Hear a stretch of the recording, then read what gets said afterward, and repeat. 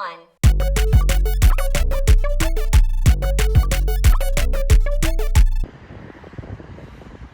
Are you sure he said he'd be back today? Yep, he said today, dude. I'm not seeing him then. Well, I have faith that he's gonna come back today. All right, he said exactly. Yeah, well, he said it would be today. Well, So I don't. some people are. There he is. Is that? Yeah, Is that's that it. him? There he is. He's kind of He's taking his sweet kind of time. taking his huh? time. Well, better be good. Better be a good list. Better be a good list. 2025 had its ups, had its downs, had a lack of neutrality due to all the ups and downs. So I wanted to wrap up one of the years of all time by talking about some of my favorite cards from the year, both obscure and just power-wise. So get your asses in that chair and soak some info into your lobes. Brand new year, brand new change of pace. As a fat guy, I love changes of pace. Half the time. So my fellas, jellas, and fine Cinderellas, let's look at some cards that came out last year. Starting things off with my favorite obscure cards from last year. These are cards that came in under 10,000 decks. I know what you're gonna say, Nick, they just came out last year. What? Yeah, they're in under 10K because they're new. There's a ton of stuff, even from Avatar, that just came out as the last set, that are in much more than 10K decks. So yeah, starting things off with Fired Friar. No, wait. Pink Slip Pastor. No. Severance Priest. Yeah, Severance Priest. This white, black, and green 3/3 with Death Touch has, when this creature enters, target opponent reveals their hand. You may choose a non-land card from it. If you do, exile that card. And when this creature leaves the battlefield, the exiled card's owner creates an XX white spirit token, where X is the mana value of the exiled card. Hey, yo, Malphite, what you got to say about this card? Rock solid. Yeah, it's good. Good attacker, acts as removal in hand, and most importantly, doesn't give the card back. So in my head, this seems kind of okay for a blink deck for multiple reasons. The most obvious is you can just blink it over and over again to rip any threats out of all your opponent's hands. And any of those tokens that they're getting when Severance Priest leaves might be enough to get them off your back. And if it's not, just blink any tokens that become problems, because bye-bye. Plus, Obs on Blink is a super cool concept to me. Moving on to Xande, Dark Mage. Xande, Dark Mage comes in next as a definite add to my Teval the Balance Scale deck. Being a 2, a blue, and a black 3/3 menace, Xande gets +1/+1 for each non-creature, non-land card in your graveyard. So as the resident Reanimator player that talks on behalf of all Reanimator players, I really like this because Wizards has a tendency to print creatures that get a big buff, but that buff is equal to the number of creatures in your graveyard. So while they're kind of fun to reanimate, it kind of goes against what the deck's doing because you're going to be taking a lot of creatures out of your graveyard. The fact that this bad boy says non-creature, non-land, yeah, it is my Teval deck, which is based around milling lands and milling creatures and reanimating lands and reanimating creatures. Would Xande be good in that? Oh, I think so, because all that's left in my graveyard is going to be what scales Xande. And Xande's already a 4-drop 3/3 menace. It's not the worst thing to be in play, and then it'll just get massive. I don't feel bad reanimating this thing. I don't feel bad hard casting this thing. I think this card's really, really good. Actually, love this design space, Wizards. I think you should definitely keep this up when you're thinking about like reanimator creatures. From Avatar The Last Airbender, Fire Nation Salvagers is another banger for counter decks. This 3 and 2 black 3/3 with menace has, when this creature enters, put a 1/1 counter on target creature or vehicle you control, and whenever one or more creatures you control with counters on them, yeah, you already know I'm gonna say Arna, deals combat damage to a player, put target creature or vehicle card from that player's graveyard into play under your control. Most of the time, cards like this would read like, whenever a modified creature deals damage, return a creature from that player's graveyard that it costs less than the damage dealt or something. You can just return anything. So if you smack someone with a token that has a 1/1 counter on it, you get to reanimate something from that player's grave. My Arna deck's all about tokens with 1/1 counters. Yeah. Another Avatar banger I feel went overlooked is Animal Attendant, being a 1 and a green 2/2 that you can tap to add 1 mana of any color. If that mana is spent to cast a non-human creature, that creature enters with an additional 1/1 counter on it. Wizards is being nice to us, all right? Like, again, I would expect this card to be something like tap, add a green. No, this is tap, add any color. I would also expect it to say, use this mana to only cast a creature. No, this says, if you use that mana to cast a creature.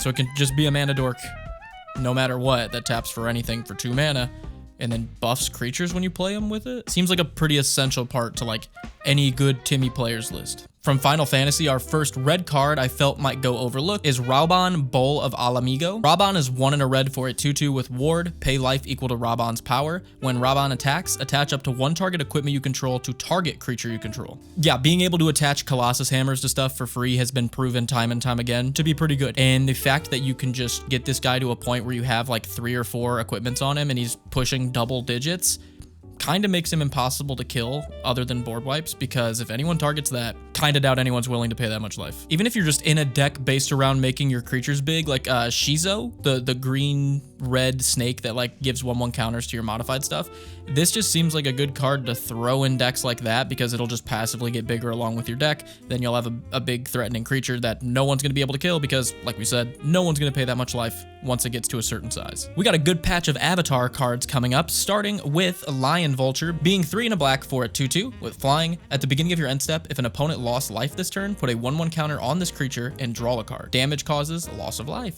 Thanks for the reminder. Nice little card draw piece. I think this card is an absolute unit if you're just playing like kitchen table casual commander. It's going to get huge. It has evasion. It's going to draw you a ton of cards. It's not really big enough of a threat when it hits play like the first or second turn it's out to really be removing compared to some other stuff at the table. And casual games go long. This is just going to get a lot of value. 1 more mana than Phyrexian Arena for 2 power, flying, and it gives itself 1/1 counters. I don't know. I think it's worth trying, honestly. Again, from Avatar, Reckless Blaze is 3 and 2 red for a sorcery lesson. Reckless Blaze deals 5 damage to each creature. Whenever a creature you control dealt damage this way dies, add 1 red. Kinda just great in a lot of decks, like Jetmir, like a token Jetmir deck might be able to utilize this to destroy a ton of their own creatures, produce an insane amount of mana to drop a game ender. It's also just good in a deck with huge creatures as well, because they might survive the 5 damage, and if those big creatures make tokens like O'Hare Tak, Deepest Foundation, this is even better for the first reason I talked about. Another Avatar banger is Fire Nation Sentinels, being a 3 and 2 black 4/4. Whenever a non-token creature an opponent controls dies, put a 1/1 counter on each creature you control. That's really good, and I think I'm going to put it in Teval. I'm going to find something to swap it out for Teval, because this seems incredible in that deck. I run a good amount of removal in that deck, so being able to trigger this will not be hard at all.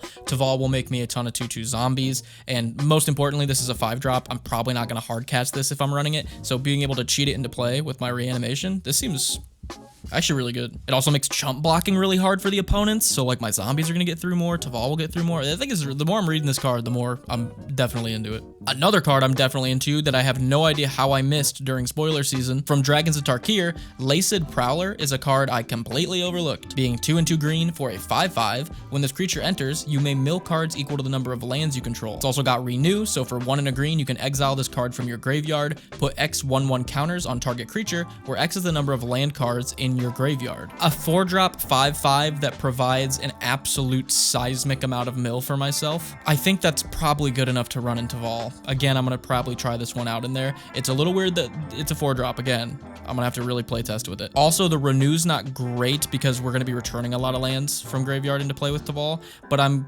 kind of convinced that a 4-drop 5/5 that'll easily be milling myself 6 to double-digit cards when it enters. Can't help but think that's going to be very, very good. Let me know if you think I should add that to my Teval deck. Another card from Dragons of Tarkir that will def be overlooked is Krumar Initiate, being a 1 and a black 2/2 that you can pay X, a black, tap it, pay X life. This creature endures X, activate only as a sorcery, so you can put X 1/1 counters on it, or create an XX white spirit. I don't think this card's that bad, honestly. Again, like more of a casual vibe with it, but like being able to just dump all your mana into this thing and then a ton of life and just have it get huge or make a big body isn't nothing. Like again, for my Arna example, I don't think I'd run this in Arna, but if you're going for like a 1/1 counters on like just creatures you're casting build with Arna, you could put a ton of counters on this thing and then start doubling them with Arna, or sack it to something like Altar of Dementia to mill someone for a ton. Go infinite with mana, use this as a mana sink, dump the huge creature that you have now into some kind of resource. Again, I'm not sure how great this thing is. I don't think it's fantastic. You could also go some weird route where you're running untappers like Kelpie Guide, and you like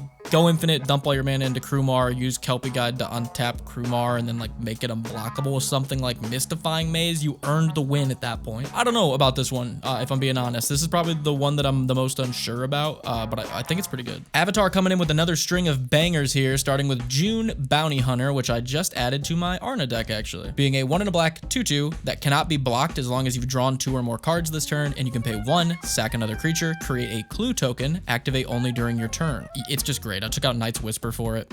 It felt like a no-brainer to me. Avatar came in with one of the coolest cards of the year, which also seems to have gotten outclassed by some of the other mythics printed in the set, Secret of Bloodbending. Secret of Bloodbending is 4 for a sorcery lesson. As an additional cost to cast this spell, you may waterbend 10, so you can tap your creatures to help pay for that. You control target opponent during their next combat phase. If this spell's additional cost was paid, you control that player during their next turn instead. Oh, we're getting new Mind Slavers now. I love a good Mind Slaver. Yeah, if you're like gathering enough creatures and mana to potentially pay for 14 mana, like controlling someone's turn, kind of okay with that. Even in like a is it goad build, I think this isn't bad because you could just like cast it for the 4 blue and just control someone during their combat, which is exactly what we want to be doing with a goad deck.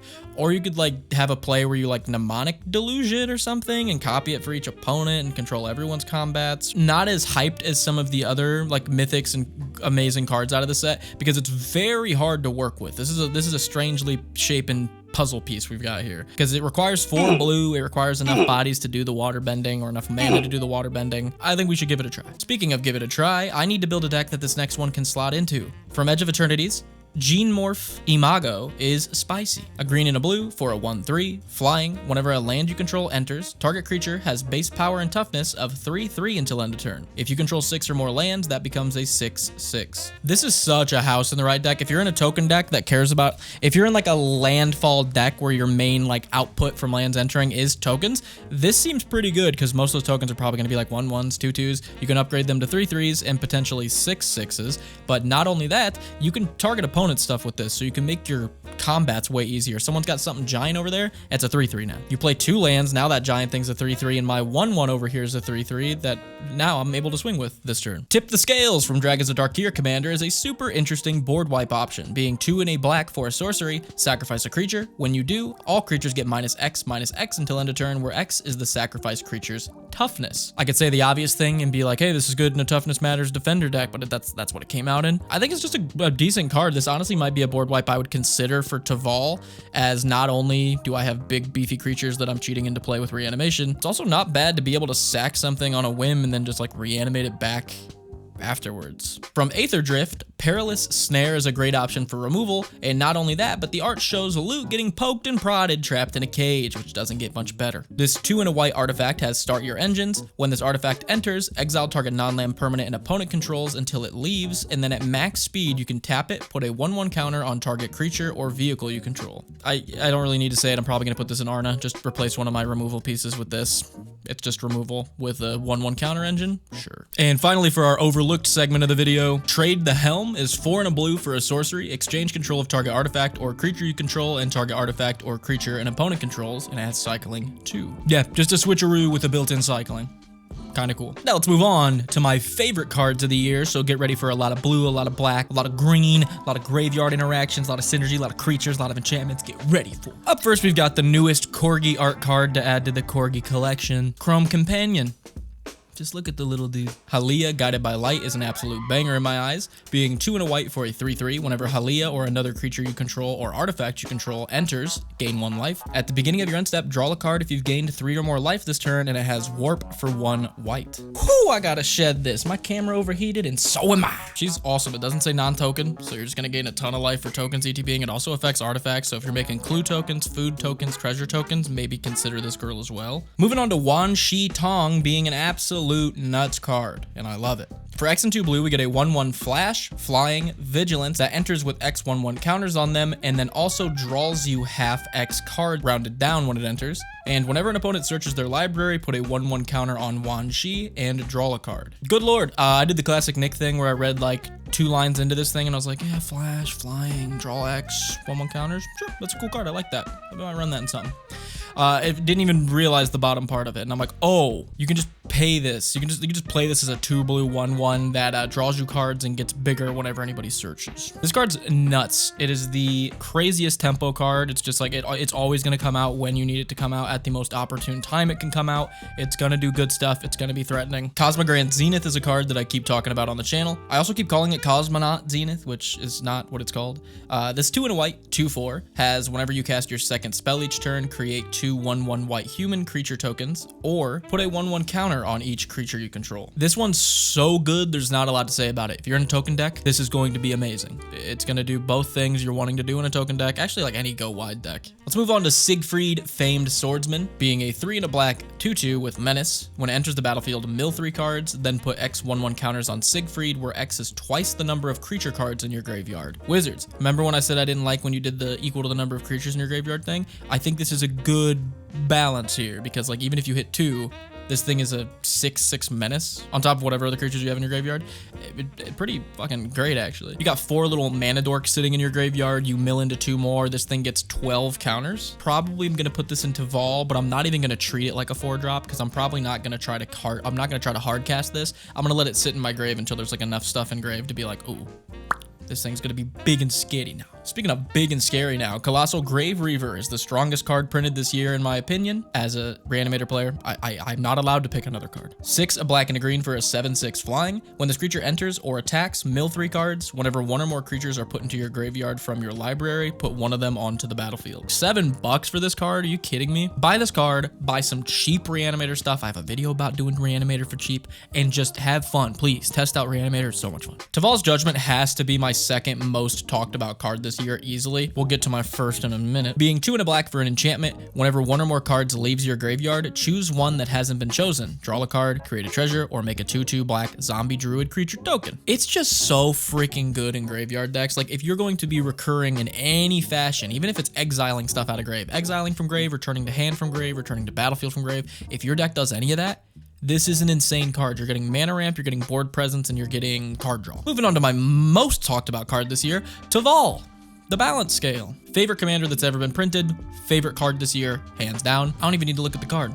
1, blue, black, green, 4/4, flying. When it attacks, mill 3 cards. Then return a land from your graveyard into play tapped. Whenever a card leaves your graveyard, create a 2/2 zombie druid. Now I gotta look it up to check. I hope I didn't embarrass myself. Are you just like a casual player? Teval's amazing because it's just going to give you a really good engine, and then just throw in like some low budget fun Reanimator stuff. She's going to be great. She's going to supply the engine you need. You're in just kind of a middle of the ground, not super competitive, but definitely not like hyper casual, just there for funsies. Fantastic commander. If you're super competitive, like below CEDH, but super competitive, Teval's fantastic. And I don't know about CEDH because I don't care. Moving on to Sinkhole Surveyor. This is a card I feel I still need to tell you guys is good. 1 and a black, 1/3, flying. Whenever this creature attacks, you lose 1 life, and this creature endures 1, which means you can put a 1/1 counter on it, or you can make a 1/1 white spirit. It's not Bitter Blossom, but like it is like a steady 1/1 token engine for like a lot of the early turns. Almost every game I've played this on turn 2, it has not gotten removed. It's made me at least 3 or 4 tokens. And if I'm planning on going for like an early Arna type game where I'm not trying to build up a board and I already have some other stuff with counters, it'll have 4 or 5 counters on it by the time Arna comes out, meaning it'll be a double-digit flyer when I attack. Or we can go the token route with the deck if I have a really token heavy hand and I can just dump tokens onto the board and have Sinkhole Surveyor steady hitting people for 1 and just making more and more tokens. And also the deck runs plenty of ways to give the board 1/1 counters. So Sinkhole Surveyor, not going to stay small for long. Even if you do go the token route with it, I think it's a really good card. I like it a lot. Speaking of making tons of 1/1s, Wizened Mentor is another card that got grossly overlooked. Being 1 and a white for a 2/2, whenever an opponent activates an ability of a permanent that isn't a mana ability, you create a 1/1 white zombie creature token. This ability triggers only once a turn. Yeah, the once per turn really kneecapped this one, all right? So I understand not thinking it's like extremely powerful. This thing pumps out a ton of tokens. I absolutely love it. A literal bear in white that will just start adding 2-3 power to your board per rotation in a go wide fashion. Yeah, I don't understand why this card's not ran more. You know how many commanders themselves have activated abilities? I don't know. It's a great card. Good card. Moving on to Avatar's Wrath. Avatar's Wrath is such a good board wipe, I had to reread it multiple times. 2 and 2 white, sorcery, choose up to 1 target creature, then airbend all the other ones, meaning you exile them and they can be recast for 2 colorless mana. But until your next turn, your opponents can't cast spells from anywhere other than their hand. Yeah, so those things you just bounced, none of them can play any of those. You can still play yours though. Also, commanders, because they're not going to be able to play their commander either. This card's like $3, by the way. I would highly recommend picking up some before it jumps in price, because I'm not convinced this won't be a pretty pricey card after like a couple months. That's my opinion. And bringing home the video with my final favorite card of the year, Abandoned Air Temple. Being a land that enters untapped if you control a basic land, you can tap it for a white, and you can pay 3 and a white, tap it, put a 1/1 counter on each creature you control. I rewatched Avatar, and as soon as I finished it, hit up Walmart, bought one of those like 3 packs of play boosters, because that's literally all they had there, cracked them open. The first pack I opened had Abandoned Air Temple in it, it had Avatar's Wrath in it, and it had Aang at the Crossroads in it. And I was like, what a pack. And remind me, do we like lands entering untapped for really, really easy hoops to jump through, like having a basic? Oh, we do? And did we like Gavany Township when it was out? And do people still very much run that card and it's very good in the right deck? Oh, it is? How about just a Gavany that's only white? So you don't have to have a green and a white. It doesn't tap for colorless, it taps for colors. It's super easy to get to enter untapped. Absolutely busted card. And with that, we wrap up 2025 and we move forward to 2026, which has big things coming for the channel. So big things coming for the channel. So make sure you subscribe, hit that bell so you can be notified of some of these big things coming up in the next couple of months, because I'm very excited for them. Don't know if this needs to be said, but obviously we're back. So Friday night deck reviews are back on. So if you want to submit your own deck, you can become a Patreon member, YouTube member. You'll get access to a form where you can submit your own decks. They go directly to me and I review them on Friday night. It's pretty good. It's a big old rigmarole. Let me know what your favorite obscure cards from 2025 were and what your favorite cards from 2025 were. And I'll see you guys on the next video. Peace.